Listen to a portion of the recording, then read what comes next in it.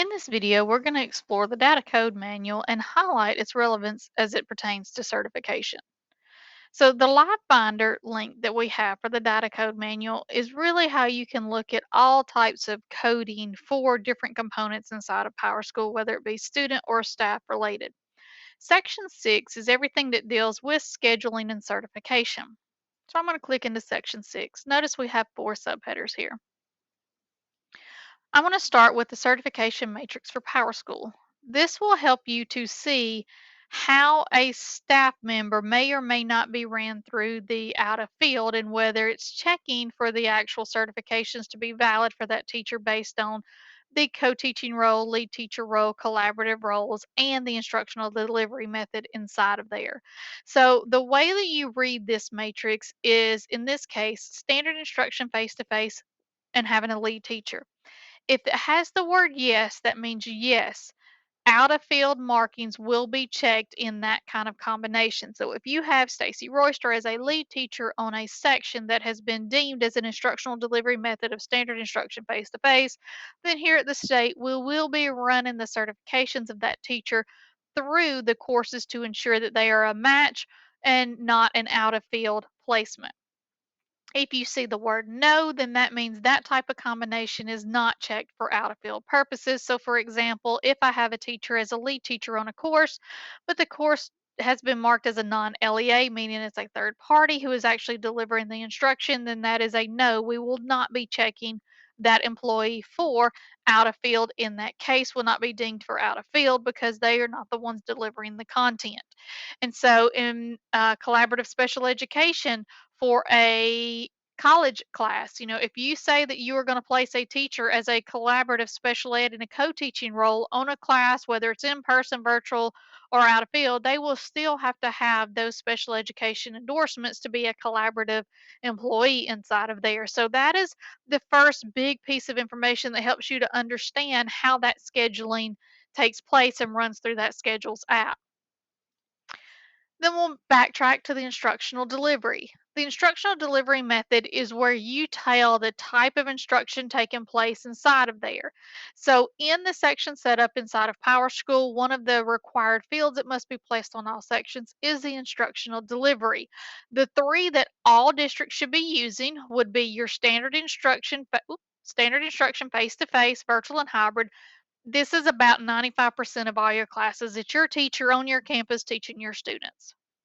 You do not, as a district, use virtual instruction access. That is the coding for our access teachers here at the state to be placed, not for the ones you might be creating as a schedule filler or a facilitator course for the kids who are taking the access classes.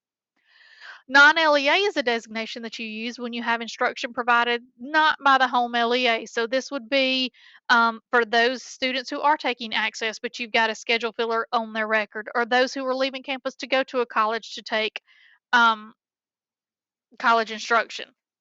You would use this one. If you have a third party, Edgenuity, some of those vendors who provide those third party instruction where your teacher is not the teacher of record, delivering the content, making the grades, and determining the pass fail inside of there, that's when you would use these non LEA and college instruction type situations for your instructional delivery methods. Then we have teacher roles. So the teacher roles and the instructional delivery are what make up this certification matrix here. So we have 5 defined roles: the lead teacher, who's your primary teacher of record. Co-teacher is a teacher who is another teacher of record who provides supplemental instruction. It is very important to know that lead teachers and co-teachers, for the most part, are checked in those out of field circumstances. Our collaborative and special education collaboratives and EL collaboratives who assist our teachers. And then we have our distance learning facilitators. Really, it doesn't have to be just distance learning. It can be anybody who facilitates any other type of supervisory functions. A lot of times you might have a parapro or someone who is placed into a class to help take attendance um, and things like that that would need that type of access to PowerSchool. And so you would add them in as a facilitator to that course. And then we have probably the biggest piece of information, which is our teacher certification codes and our staff position codes.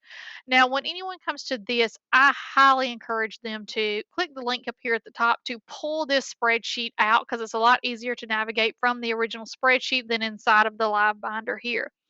But notice that there is quite a few tabs down here at the bottom.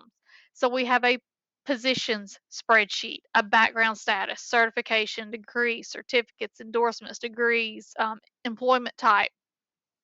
All of this is the how do I find all the information? So let's talk about staff positions because part of the out of field checks that we have to do at the state level is to make sure that the people that you are putting in the positions in the schools are qualified to hold those positions in the school. So, for example, a counselor or a principal, there are certain certifications that have to be in place for someone to hold that position. And one of the fields that we fill out on the staff demographics page is the staff position that they hold. And so you would need to, on this spreadsheet, if you have someone, let's say, going to be a carpenter, that if you're putting them in that staff position, that these are the requirements. Do they have to have a background check? Yes. Do they have to have a certificate for teach? No, they don't. Do they print in the EdDir book? Do they have an ALSDE email group?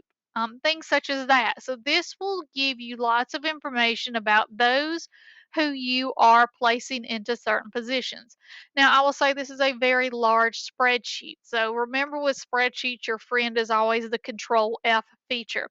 So if I needed to go look for a specific principle, for example, control F to pop up my find, and then I can look to see where principal is in this list, and here it is down here on line 79. And so on line 79, I can see here is the principal, here's the endorsements that they would need to have in order to be placed in that position, things such as that. So you would be able to see, are they printed? Do they require a background check? You would be able to know that the people that you're putting in those positions are going to be valid for those positions. Background status information just tells you that any of these that you see, what it means. It gives you descriptions and the codes that are used. So if you see this information coming through in a teacher's um, certification file that you'll see on the demographic screen of the staff profile page inside of PowerSchool, you'll understand what they mean. So if you get someone who is listed as mailed to the system, it means they've received a report from law enforcement and the individual, oh, excuse me, wrong one. Nope. Nope, mailed to system. That is report from the Alabama Law Enforcement Agency of the individual was arrested and report's been sent to the school system of record. So things like that that you would need to know what those mechanisms mean. Certification status, if you are looking at any of those certification records inside the staff profile, again, if you have someone suspended, revoked, probation, what those actually mean if it's been placed upon there. Degree equivalency, so the different types of degrees that can be placed on that staff record inside of PowerSchool, the different types of certificates and the codes for those certificates so that you understand what they mean and what their levels are. The certificate category, so what does it mean to be an alternative certificate versus an emergency certificate versus a preliminary certificate? So again, when you're looking on that staff record inside of PowerSchool, you're able to see and cross-reference. So if you look at the other videos where we talked about how to find this information, you'll know what these codes individually mean. The different types of endorsements. So if you look at the code, and we've shown this both in prior videos in the courses app inside of the State Department, and you've seen it inside of PowerSchool where an employee might have a certification with a certain type of endorsement in on it. You'll know what it means as far as they can teach, what grade levels they are qualified for that endorsement, and what type of certificate it could be associated with. Degree just gives you the different codings that we have for the degree majors, the employment types. So when you are placing those employment positions in there, you can see which type of certification, and then how to with certificates that are actually being awarded. So lots of great information inside of the data code manual. If you have trouble understanding what you're looking at on a staff profile inside of PowerSchool, this helps you to demystify what those codings mean and what the verbiage and description is from the State Department.